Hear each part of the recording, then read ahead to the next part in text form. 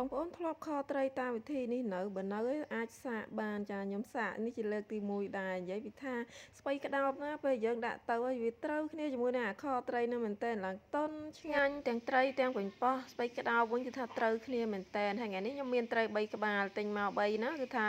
ជិត2គីឡូបងប្អូនហើយបំណងហ្នឹងគឺយកមកប្រឡាក់ឲ្យកូនញ៉ាំផងហើយផ្នែកខាងក្បាលហ្នឹងគឺយើងយកមកខក្បាលត្រីគឺវាឆ្ងាញ់ជាងខ្លួនចាខ្ញុំចូលចិត្តហើយកាត់ខ្លួនមិនតិចទេចាព្រោះបើក្បាល13ហ្នឹងវាតិចពេកហើយចំពោះត្រីនេះមុននឹងយកទៅធ្វើយើងលាងសម្អាតវាស្អាតមកចាគឺដាក់រោយអំបិលចំបាច់ក្រូចឆ្មានិយាយទៅ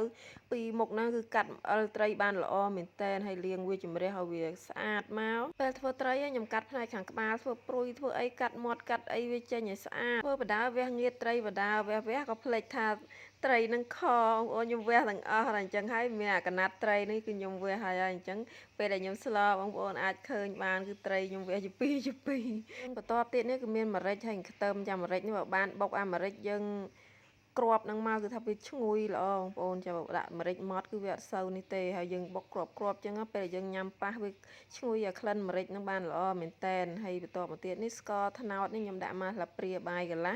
ចាយើងកូរលើភ្លើងនោះឲ្យឡើងឈ្ងុយនិយាយទៅឡើងក្រហមខ្លាំងសិនមកបានខ្ញុំដាក់ម្រេចហើយនឹងខ្ទឹមដែលខ្ញុំបានបុកមិញនឹងចូលហើយយើងដាក់ចូលហើយកូរបន្តទៀតរហូតតតែវាឡើងក្រហមខ្លាំងតើចង់ខ្លោចតែអត់ឲ្យខ្លោចណាបងប្អូនចាំប្រយ័ត្នមែនតើណាកន្លែងកូរហ្នឹងហើយបានយើងចាក់ទឹកត្រីចូលចាហើយយើងស្មានមើលម្ហូបហ្នឹងទៅព្រោះអីខ្ញុំធ្វើហ្នឹងក៏ថែមគ្រឿងចុះឡើងដែរហើយចាក់គ្រឿងបន្ទាប់ទៀតនេះគឺថាមានប្រេងខ្យងទឹកម្ទេសប៊ីចេង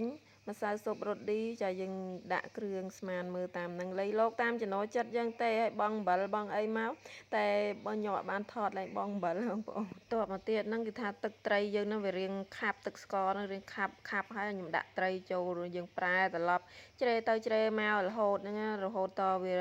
អស់អាទឹកព្រៃហ្នឹងអស់ក្លិនឆ្អាបអញដាក់ទឹកចូលហើយទឹកនេះខ្ញុំមុនដំបូងខ្ញុំដាក់តែបន្តិចហ្នឹងទេ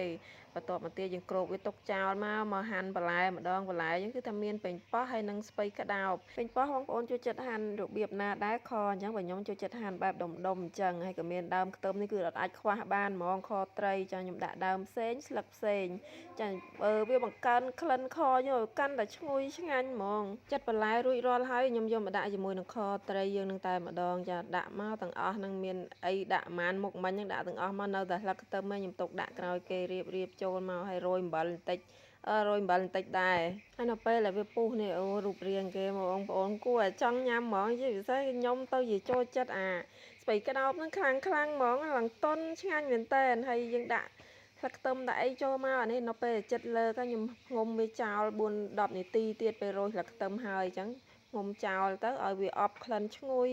ហើយដាក់អាម្ទេសដៃនាងក្រៀមនេះចូល3-4-5គ្រាប់ដែរមកឲ្យវាកាន់តែមានក្លិនឈ្ងុយអញ្ចឹងតំណងបងប្អូនហើយនេះរួចរាល់ហើយញ៉ាំ